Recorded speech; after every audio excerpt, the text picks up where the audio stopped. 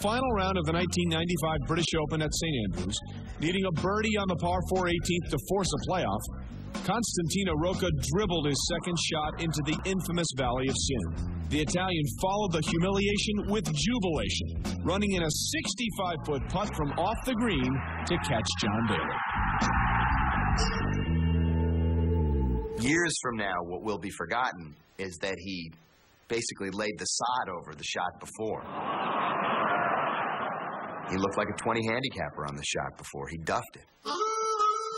Just the look of horror on his face portended that there was no way that he had any chance on the next putt. And there's John Daly with his wife looking on. If Costantino Rocca doesn't make it, then John's going to win the British Open. He was celebrating. They were hugging, and John had a big smile on his face. All Rocca has to do is miss this impossible shot. And John Daly is the champion of the British Open in 1995.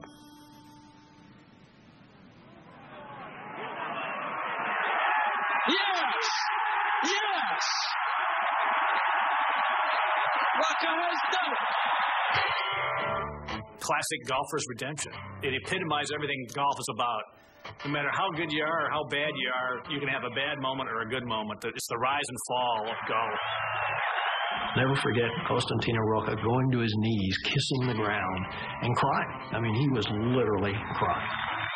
After Rocca holed that great putt, he went in the playoff with John Daly, and I think that he used up so much of his energy on that 18th green, getting in the playoff. He really didn't have a whole lot left, and John Daly went on and won that playoff. 9. At the 1995 U.S. Open at Shinnecock Hills, Corey Pavin, leading by 1, faced a daunting second shot of 228 yards on the final hole. He sent the ball boring through the wind, and it settled only 5 feet from the cup. While he missed the birdie putt, his par was enough for a 2-stroke win over who else? Greg Norman. I give Corey so much credit. It was a very tough day to play. The greens were hard as a rock, and it was very breezy. Wind was into the players and from the right. Corey, not one of the longer hitters by any means on the PGA Tour, was left with a long second shot. Greg Norman was on his heels. He's got to make a par to really ice this thing, and he pulls his forward out and knocks it up the green, and it looked like it was going to go in. It broke off to the right. The 18th there at Shinnecock, where he played from, was actually kind of below a little bit of a rise, so he had to kind of run up about 30 yards to actually see where the ball was going to land. The forward shot itself is what won him the tournament, a shot that he had to have. It was a very difficult shot, and for him to pull it off in that moment ranks as certainly one of the great shots in major championship history. I'm just so proud that my name can get on here, and I'm just so happy to get the old monkey off my back. 8. You know, the Masters doesn't go very long without providing you with something tremendous. And I think that going into 1986, the air was pregnant for something really dramatic to happen. The only missing ingredient was Jack Nicklaus. Everybody thought he was done. In the final round of the 1986 Masters, the Olden Bear became the Golden Bear again.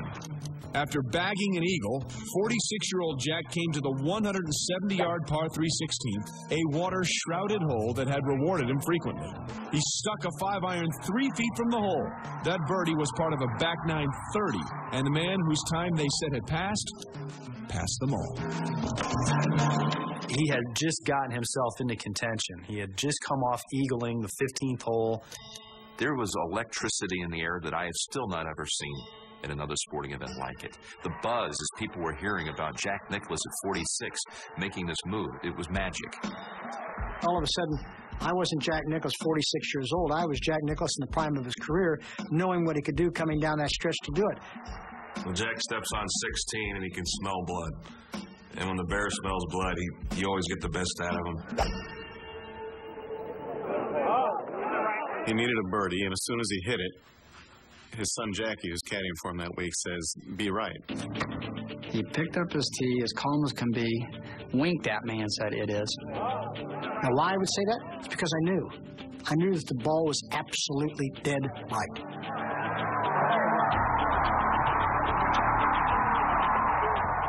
And in my life, I've never heard golf galleries like that. It sounded like the most raucous football crowd you could possibly imagine. Bob Tway and myself were in the twosome immediately in front of Jack Nicklaus and Sandy Lyle. And the hair on the back of our necks stood up. That's how loud the roar was. That's what we keep remembering. Every time Jack Nicklaus plays in the Masters, the reason why we think he's got a shot is because of shots like that at 16. And the reason why he probably does have a shot is because of shots like that at 16.